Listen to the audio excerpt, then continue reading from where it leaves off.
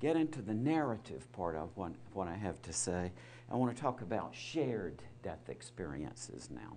And, you know, I've had a conversation for about the last 10 or so years. I've had this recurrent conversation with a lot of people my age who are in various professions. And I bet as I look around the room, I see some of you, and I bet if you run this through your mind, you will see the same thing. And that's a funny thing, that in a profession, things happen to you, or you're involved in various kinds of medical things, for example, okay, medical treatment of people. And things happen that you say that just because of confidentiality, never are you going to be able to talk about this very interesting thing that happened. But then what happens, the decades roll by, and then after a few decades you realize, oh my God, all the other people involved in that are dead. So why? And so basically, I have been interested in these shared death experiences for a long time, and it goes back to when I was a medical student at the Medical College of Georgia. One of my own wonderful professors told me about her own shared death experience as she was resuscitating her own mother. And she had a lot of these things that I was by then identifying as near-death experiences. But she hadn't been near death. She was just there, sadly, onto the situation where her mother had a cardiac arrest right in front of her and didn't make it, but she was trying to resuscitate her mother, and in that interim said she left her body and she could see herself trying to resuscitate her mother down below, and she saw her mother now in spirit form, to use her phrase, and she saw her mother go and join these other people, some of whom she recognized as people who her mother had known while this physician was still alive, relatives and so on who had passed away. And other people there she didn't know who they were, but she figured they must have been people that her mother had known before she was born. But she herself, this physician, was born. And then they sort of all got sucked back into this tunnel or tube, and it closed off and so on. But since that time, I've spent a lot of time talking with people with these shared death experiences. And I observed something very interesting, and that was that from the late 70s through the 80s, I was hearing these almost exclusively from medical personnel, doctors and nurses. And then kind of in the mid-80s, roughly, it seemed to shift over, and I was hearing a lot more of them from people who had been there at the bedside when a relative had died or a loved one had died. And, you know, I thought, I don't know, but it surely looks to me that shift was connected with the concurrent shift in hospital practice. When I entered medical school, the standard routine was that when the patient was dying, the doctors and nurses would come in and escort the family out of the room on the idea that you know, it was too overwhelming for the family, and the doctors and nurses would take charge. Whereas now the hospital practice is almost entirely opposite from that. The doctors and nurses encourage the family to be there. And concurrently with that, I saw a shift of these shared death experiences from medical personnel to where they are now, which is mostly people who were there at the bedside when a dying loved one or did pass away. And what I came to see about these narratives over a period of time, or these stories, is that they are identical to the near-death experience. That all of the features that I identified as in the initial near-death experiences that I studied years ago are also present in people who have these experiences at the bedside, who incidentally are not ill or injured.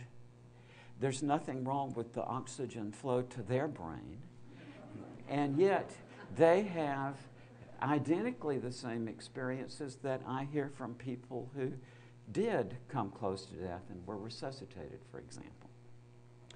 And what are they? Well, one of the most common features of this is that people say that they see the spirit of the dying leave the body.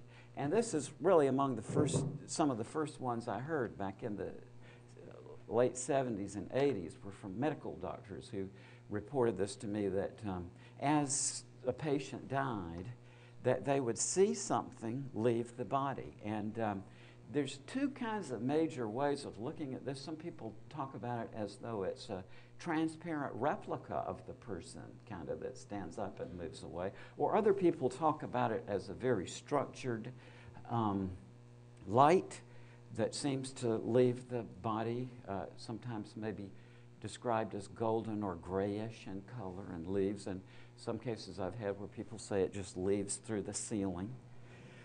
And also the kind of pattern that you were just heard here of somebody at the bedside of the dying who says that as the person in the bed dies, the bystander leaves their own physical body and seems to accompany the dying person partway toward this light or into some other dimension. And change of geometry of the room. I hear this all the time. People say that suddenly, as grandma or whoever died, they were no longer in a regular three-dimensional cubicle structure of a hospital room, but rather in some other kind of geometry, which they find very difficult to describe, that the room changes shape. That light fills the room. I hear this one a lot.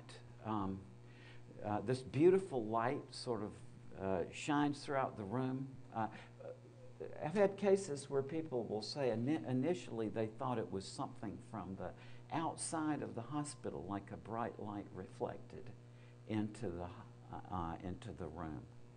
But then as this develops, they realize, no, this is not a regular light, but this light fills up the room. Music is something I hear. One or more people at the bedside will talk about this ethereal, otherworldly, beautiful music that seems to fill the room. Seeing into some other realm. I've had cases where people say that it's like a portal or a window opens up and they see what seems to be some other dimension of reality, of existence. And then, most remarkable to me, this is one I just keep, just scratching my head on this one, but I have enough cases now where I'm completely confident that anybody who really, is interested in finding cases of this will be able to do so. And that's cases in which the bystander, experiences the life review of the person who is dying. That's rather an intrusion, if you ask me, but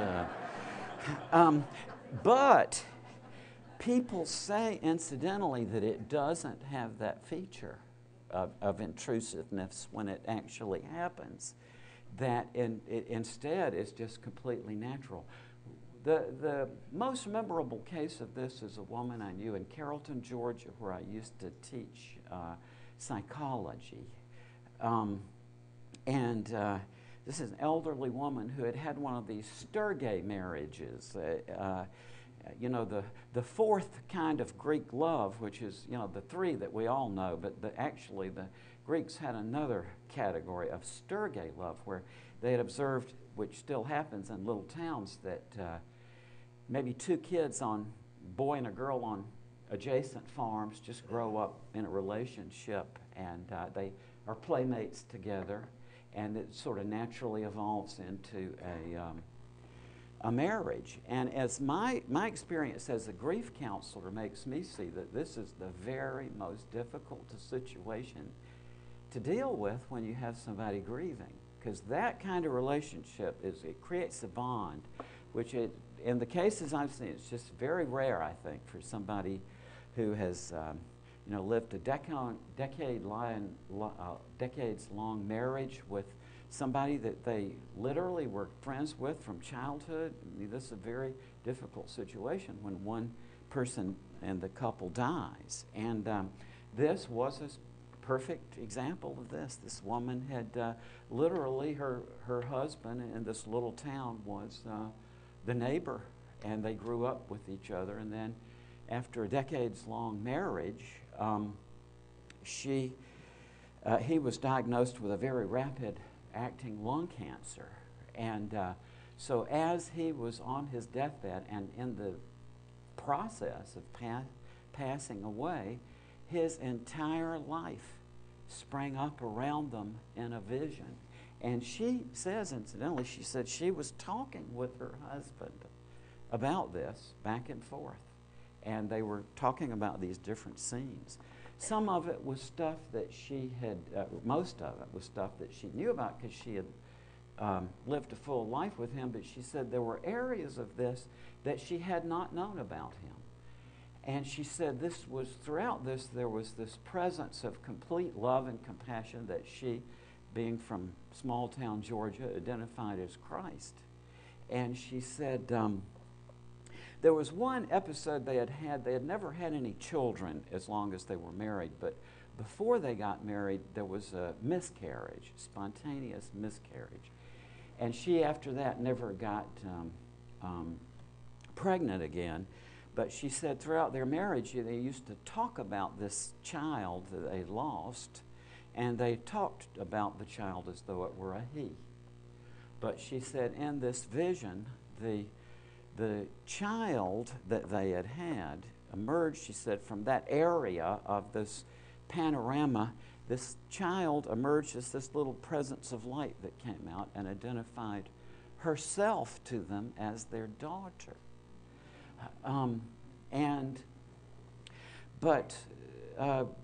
My point being here that you're going to be able to find cases of this if you're interested. That there are cases in which the bystander will actually empathically co-live the life review of the person who passes away. Now, to me, I don't see any means or any clear means of distinguishing that from a near-death experience. If all the components are the same, it seems to me that the fact that somebody is dying or being resuscitated is just a contingent thing. So that really here we're dealing with something here which does not necessarily have to do with somebody physically almost dying.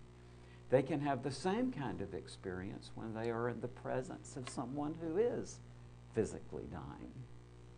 And if you think about it, I think basically as once this kind of sinks in, I think it's we're going to have to be in for a major modification of the standard format of debating about these things, because it's cast as a debate between the believers who look at this and say prima facie that this is evidence of an afterlife, and then on the other hand, the group who call themselves the skeptics, which is sad because they are nothing of the sort, but what that group tells us is that, oh yeah, this is just the chemistry of the brain.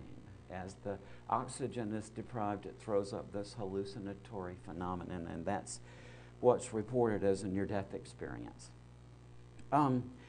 So I think it's time to kind of move beyond that category and say, well, yeah, this same phenomenon occurs also to people around the bedside, as we just heard a beautiful case of it this morning.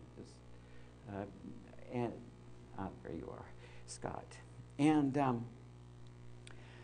so that's one thing I think we got to do is to sort of rework the narrative format for this. There's a lot of other kind of narratives that we can bring in, not just stories of people who almost die and get resuscitated, but also people who have the identical experience when they are in the presence of someone who passes away.